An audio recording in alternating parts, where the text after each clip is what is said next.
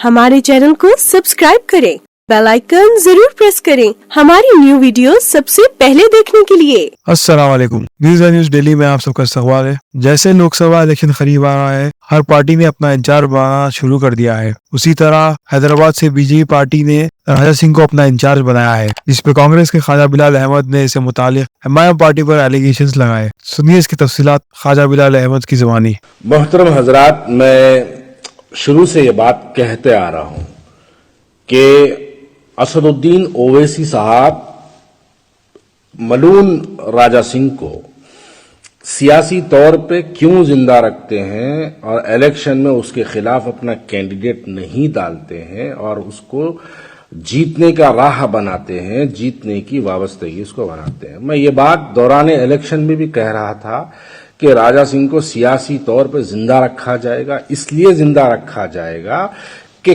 कल उसका चेहरा दिखा के मुसलमानों को डराया जाएगा, मुसलमानों को ये बताया जाएगा। अब देखिएगा आप, मैं आज ही जो है फेसबुक पे कहीं स्क्रोलिंग देख रहा था, ये मलून को हैदराबादी पार्लियामेंट्री सीट का उसको भारतीय जनता पार्टी का इंचार्ज बनाया गया। ये देखिए, एक सोची समझी पॉलिटिक्स होती है। अगर राजा सिंह गोशा महल से हार गया होता तो उसको या हरवा दिए होते तो आज वो हैदराबाद पार्लियामेंट्री सीट का इंचार्ज नहीं बनता। हैदराबाद के अंदर सियासी हालात बहुत खराब है। हैदराबाद के अंदर मैं अगर वाज़े तौर पर इस्तेमाल करूं, जितने वोट एमआईएम को पड़े हैं उतने ही वोट एमआईएम के खिलाफ इस्तेमाल हुए हैं शहर हैदराबाद के अंदर। ये बात जिसको थोड़ी बहुत सियासी समझ है वो बात को समझ सकता है। जितने वोट एमआईएम को हैदराबाद में पड़े हैं उतने ही वोट एमआईएम के खिलाफ में भी इस्तेमाल हुए हैं। देखिए, पुराने शहर में कांग्रेस पार्टी का क्या वजूद रहा, इस मर्तबा पुराने शहर में क्या रहा?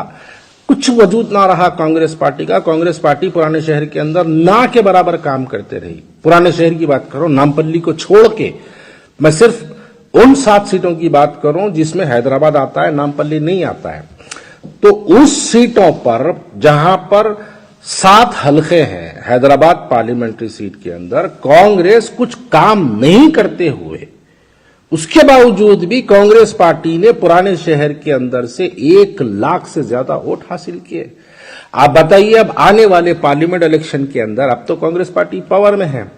असल में असदुद्दीन ओवैसी साहब को बीजेपी से डर नहीं है। असदुद्दीन ओवैसी साहब को अगर किसी से डर है तो वो कांग्रेस पार्टी से डर है, और कांग्रेस पार्टी यकीनन इस मर्तबा पार्लियामेंट इलेक्शन के अंदर एक बहुत बड़ी ताकत का मुजाहरा करेगी। आप बताइए, क्या याकुतपुरे में जो जमात के खिलाफ, मैं उसमें 1 लाख में याकुतपुरे को जो वोट मिले हैं अमजदुल्ला खान को मैं उसकी ऐड नहीं कर रहा हूं, उसको तो छोड़ के बात कर रहा हूं मैं। आप बताइए, याकुतपुरे में अगर 45,000 वोट अगर असदुद्दीन ओवैसी साहब के एमआईएम के खिलाफ अगर इस्तेमाल हुए हैं तो क्या वो किसी कैंडिडेट के खिलाफ इस्तेमाल हुए हैं? नहीं, वो राज असदुद्दीन ओवैसी साहब सदर मजलिस की पॉलिसीज के खिलाफ वो वोटों का इस्तेमाल हुआ है।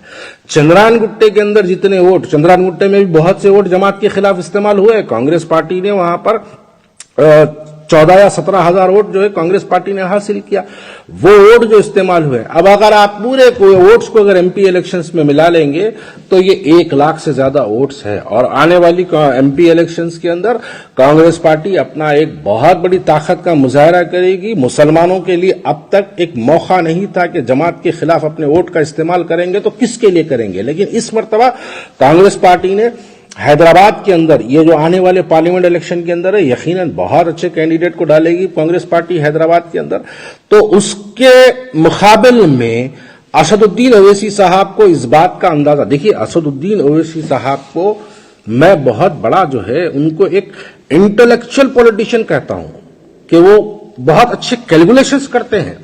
उनको बहुत अच्छी तरीके से अंदाजा होता है कि कहां पे क्या हो सकता है, पॉलिटिकली क्या हो सकता है। मैं इस बात के लिए असदुद्दीन ओवैसी साहब को सराहता हूं, इस बात के लिए मैं असदुद्दीन ओवैसी साहब को मानता हूं कि उनको मालूम है कि आने वाले इलेक्शंस के अंदर क्या हालात बनेंगे।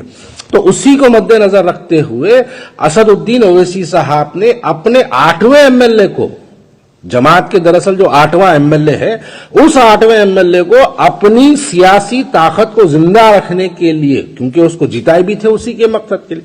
आप बताइए, अजहरुद्दीन के खिलाफ में, मैं इलेक्शंस के दौरान भी ये बात कह रहा था, अजहरुद्दीन के खिलाफ में जितने पैदल दौरे असदुद्दीन अवैसी साहब करे, जितने जलसे अकबरुद्दीन अवैसी साहब ने किया, जितने पब्लिक मीटिंग्स हुए, जितने लोगों से मुलाकातें हुए, अगर इतनी मुलाकातें गोशा महल में अगर करते तो क्या गोशा महल में कैंडिडेट को अच्छा ताकत का मुजाहरा करने का मौका नहीं मिलता?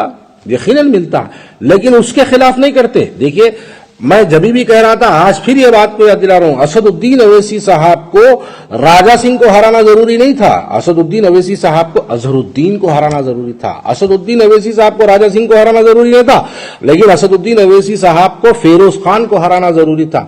आप बताइए, फिरोज खान के लिए कितनी मेहनत हुई। सुबह दोपहर, सुबह में पैदल दौरे, दोपहर में पैदल दौरे, रातों में बारिश में भी जलसे, ये हालात के जो है जलसे हुए हैं। तो अब यकीनन आने वाले पार्लियामेंट इलेक्शन के अंदर असदुद्दीन अवैसी साहब ये मलून का चेहरा दिखा के मुसलमानों को जो है डराने का काम अब शुरू करेंगे। अब बताएंगे, देखो मुसलमानों, अब लोगों के अंदर जो है गश्त बातें शुरू होगी। अब ये जो लोग जो है जिनको पॉलिटिकली समझ नहीं है, वो लोग ये बात शुरू करते हो, देखो भाई अब अपन जो है आपस में बटना नहीं भाई, वो बटा तो जो है गुस्साखे नबी बीच में से जीत जाएगा, खुदा ना खास्ता, बोल के जो है अब लोगों के अंदर ये बातों को गश्त, ये जो बातें गश्त होती है, इसका माहौल जो बना है, वो माहौल बनाने वाले को आप समझिएगा।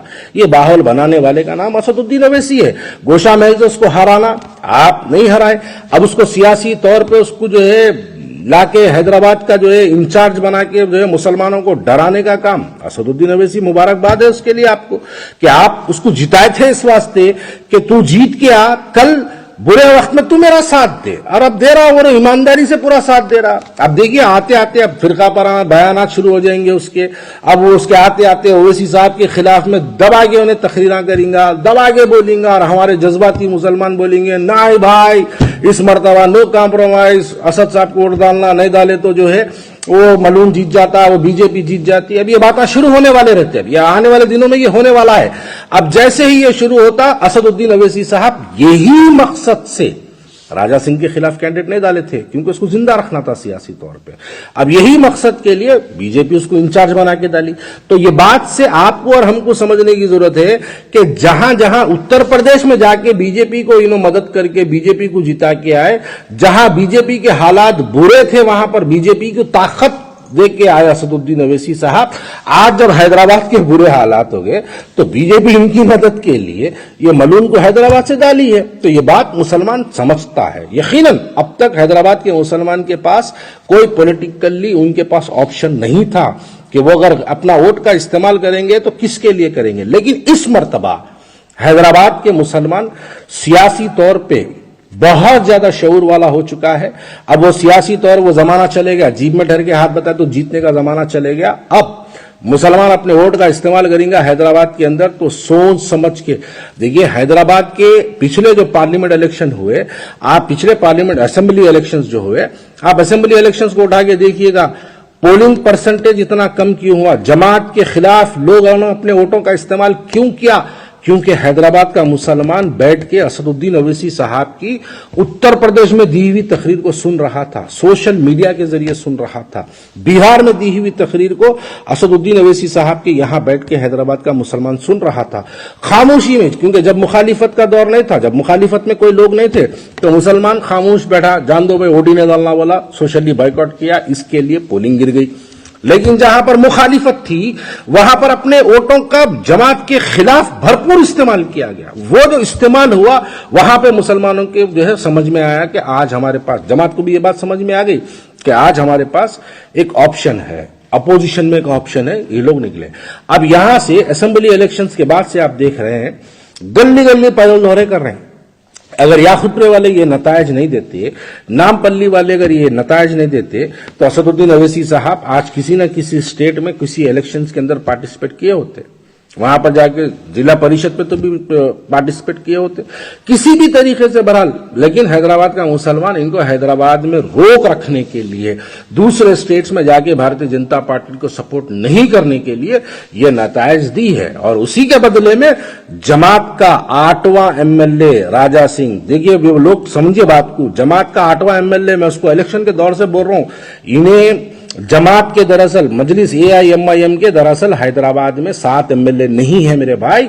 हैदराबाद के अंदर अगर MIM की एमएलए कितने हैं मुझसे सवाल करेंगे तो मैं कहूंगा 8 एमएलए से, और 8वें एमएलए का नाम राजा सिंह है, जो इनके बुरे हालात में इनकी मदद के लिए आ जाता, और इनके उसके बुरे हालात के लिए हेलीकॉप्टर से कोई भी स्टेट को जाते हैं उसकी मदद करने के लिए।